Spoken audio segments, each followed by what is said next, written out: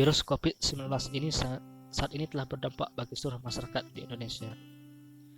Virus COVID-19 saat ini telah berdampak bagi seluruh masyarakat dan sektor pendidikan. Hampir 300 juta jiwa siswa terganggu kegiatannya sekolahnya di seluruh dunia dan mengancam hak-hak pendidikan mereka di masa yang akan datang. Sejak Presiden Joko Widodo mengumumkan kasus pertama COVID-19 ini di Indonesia pada 2 Maret lalu, Presiden Jokowi menghimbau masyarakat untuk mengurangi aktivitas di luar rumah dan melakukan social distancing. Sejak dibelokkan distancing memberi dampak bagi pendidikan Indonesia oleh Menteri Pendidikan Nadiem Makarim. Oleh karena itu, instansi pendidikan mengalihkan pertemuan dengan pertemuan yang daring ataupun tugas rumah guna untuk mencegah penularan virus corona ini. Permasalahan sosial yang akibatkan dari dirasakan oleh masyarakat, terutama para siswa dan mahasiswa, banyak pertemuan dialihkan dengan pertemuan daring atau dalam jaringan.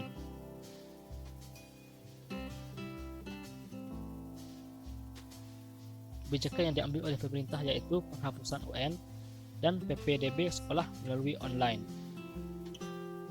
Virus corona ini atau yang biasa dikenal dengan COVID-19 ini juga berdampak buruk bagi sekolah-sekolah yang ada di desa saya, yaitu Desa Tigaluah, Tanjung Tanah, di mana setiap sekolah baik dari SD ataupun sederajat, SMP dan sederajat, dan SMA dan sederajat meliburkan sekolahnya masing-masing guna untuk mencegah penularan COVID-19 ini.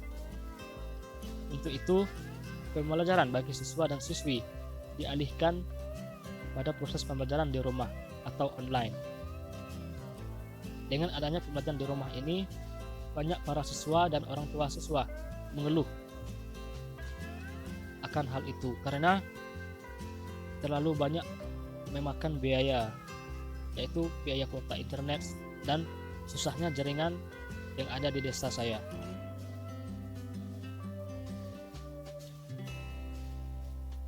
Bahkan siswa kelas 3 SMA juga menyayangkan ditiadakannya ujian nasional tahun ini. Ya, karena pandemi COVID-19 ini.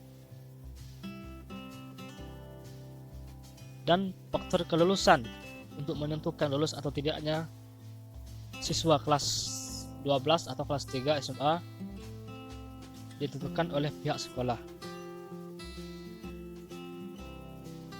Di SMA Negeri 6 Kerinci, tempat saya bersekolah dulu waktu SMA, di sekolah ini kepala sekolah mengambil kebijakan untuk meliburkan seluruh siswanya dan dialihkan pada pembelajaran online di rumah. Dan bahkan ada juga siswa-siswa yang mengeluh dengan pembelajaran online di rumah karena terbatasnya perekonomian di tengah wabah pandemi COVID-19 ini.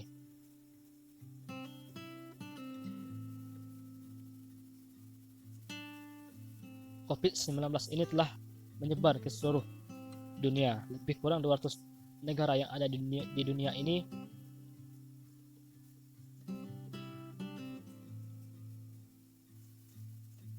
telah menyebar ke seluruh dunia yang ada di dunia ini.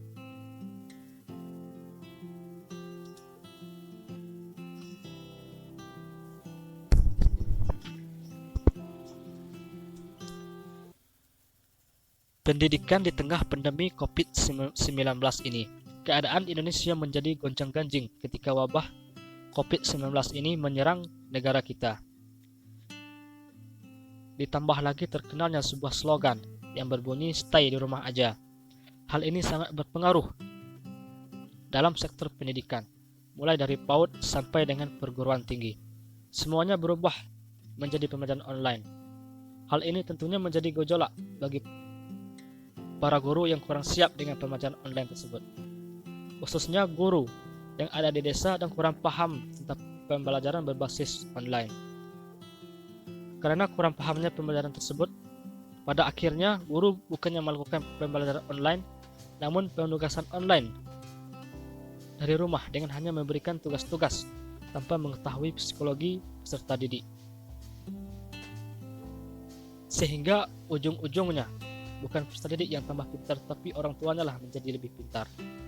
Dari masalah-masalah pembelajaran online tadi, tentunya harus ada sebuah solusi untuk mengatasi dengan tetap berpaku pada proses pembelajaran online selama pandemi ini masih berlangsung, dengan biaya yang murah, meriah, dan bisa diakses serta digunakan oleh semua kalangan, baik tua maupun muda. Salah satunya dengan menggunakan video misalnya. Guru menjelaskan pembelajaran dengan direkam. Setelah selesai, maka guru mengirim video pembelajaran tersebut melalui media sosial yang tersedia.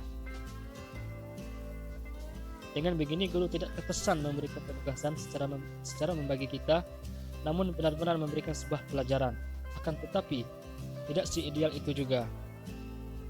Banyak kendala-kendala yang dihadapi dalam menjalani kegiatan pembelajaran online ini. Kendala yang berkaitan dengan dana misalnya, karena tidak semua perekonomian menengah ke atas. Banyak orang tua siswa yang mengeluh akan besarnya pengeluaran. Dalam beberapa waktu terakhir, pembelajaran online ini lebih menghabiskan biaya yang sangat besar. Yang biasa membeli kuota internet hanya 50.000 dalam satu bulan, kini bertambah menjadi 500.000 tiap bulannya. Hal ini bisa terjadi jika mereka yang memiliki banyak anak dan tinggal di daerah yang susah jaringan. Akhirnya, kartu perdana yang menawarkan internet murah tidak bisa digunakan di daerah itu, dan hanya kartu yang mahal saja yang bisa menangkap sinyal internet.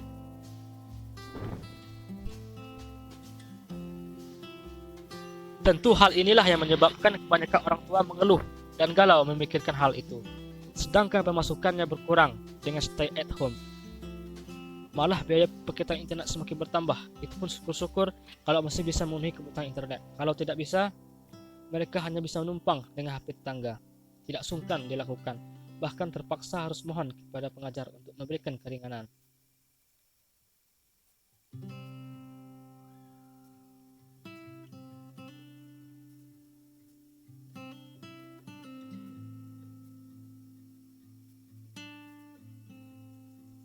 Seperti apa yang diungkapkan oleh Ibu dosen Maria Fauzi, di mana anak didiknya ada yang tidak bisa mengikuti kuliah online dengan alasan tidak punya laptop, kurangnya akses internet, bahkan harus membantu orang tua karena di rumah aja. Yang dikiranya libur dan tidak memiliki keharusan mengikuti kuliah online, maka belajar di rumah pun tidak bisa sekaku itu.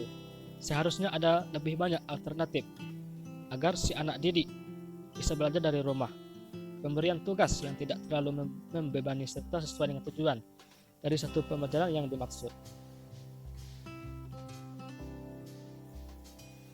Juga perlu diterapkan pada kasus-kasus yang mana membuat anak didik berhalangan dalam mengikuti pembelajaran. Misalnya kepada para tetangga dan orang tua murid yang kehabisan kuota internet. Dengan begitu, setidaknya kegiatan tidak terkendala di tengah keterbatasan yang disebabkan oleh pandemi atau wabah COVID-19 ini. Oke, semoga pandemi ini cepat berlalu sehingga pembelajaran bisa berlangsung dengan baik dan efektif seperti semula.